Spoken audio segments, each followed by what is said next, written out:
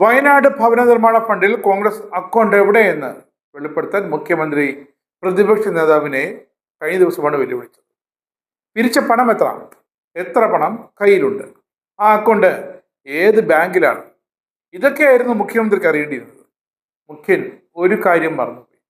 ഇത് സെക്രട്ടേറിയറ്റിലെ ധനകാര്യ വകുപ്പിലെ സെക്ഷൻ അല്ല, കോൺഗ്രസ് ആണ്.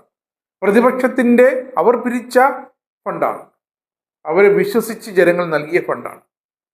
വെട്ടിത്തിരുത്തും കുറിയിടലും ഒന്നുമില്ലാതെയും പ്രിൻസിപ്പൽ സെക്രട്ടറിയൊക്കെ കാണാതെയും ഒക്കെ കൃത്യമായ കണക്ക് വന്നിരിക്കും. അതെ, ആ കണക്ക് വന്നു. KPCC പ്രസിഡന്റ് സണ്ണി ജോസഫ് ഇതാ മുഖ്യന്റെ അടക്കം ഇടതുകാരുടെ സംശയമൊക്കെ തീർത്തിട്ടുണ്ട്. ജോയിന്റ് അക്കൗണ്ടിൽ കോൺഗ്രസിന് ആകെ ലഭിച്ചത് 5,38,21,632 രൂപയാണെന്ന് സണ്ണി ജോസഫ് വ്യക്തമാക്കി. പ്രതിപക്ഷ നേതാവിന്റെയും KPCC പ്രസിഡന്റിന്റെയും പേരുള്ള ജോയിന്റ് അക്കൗണ്ട് വഴി ലഭിച്ച തുകയാണിത്. അതിനു പുറമെ യൂത്ത് കോൺഗ്രസുകാർ 1,05,00,000 രൂപ നൽകിയിട്ടുമുണ്ട്. തീർന്നില്ല. അക്കൗണ്ട് എവിടെ എന്ന മുഖ്യമന്ത്രി ചോദ്യത്തിന് വയനാട് ദുരിതബാധിതർക്കായി പിരിച്ചെടുത്ത പണം ധനലക്ഷ്മി ബാങ്കിന്റെ കോൺഗ്രസിന്റെ അക്കൗണ്ടിലുണ്ടെന്ന് വെളിപ്പെടുത്തിയിരിക്കുകയാണ് AICC general secretary KC Venugopal MP. Dhanlaxmi ബാങ്കിന്റെ തിരുവനന്തപുരത്തെ ബ്രാഞ്ചിൽ ഈ പണമുണ്ട്.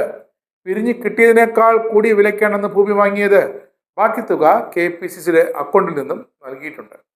വീട് നിർമ്മാണത്തിനായി ആദ്യഘട്ടത്തിൽ 3 ഏക്കർ 24.5 സെന്റ് സ്ഥലം വാങ്ങിയെന്നും ഇതിനായി രജിസ്ട്രേഷൻ ഉൾപ്പെടെ 3,68,36,388 രൂപ ചെലവിട്ടെന്നുമാണ് സണ്ണി ജോസഫ് മുഖ്യമന്ത്രിയുടെ ആ ചോദ്യങ്ങൾക്കുള്ള പ്രതികരണമായി പറഞ്ഞത്. കൂടാതെ ആപ്പ് നിർമ്മിക്കാനായി K. സുധാകരൻ പ്രസിഡന്റായിരിക്കെ 9,30,000 രൂപയും ചെലവഴിച്ചു.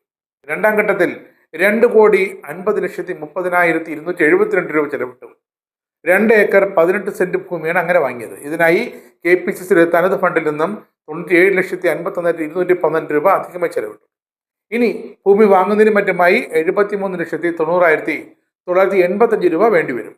വീട് നിർമ്മാണത്തിനേക്കാൾ പിരിച്ചതിനേക്കാൾ കൂടുതൽ പണം ചെലവഴിച്ചു കഴിഞ്ഞു. ഇനി വീട് നിർമ്മാണത്തിനായി പണം പിരിക്കില്ല.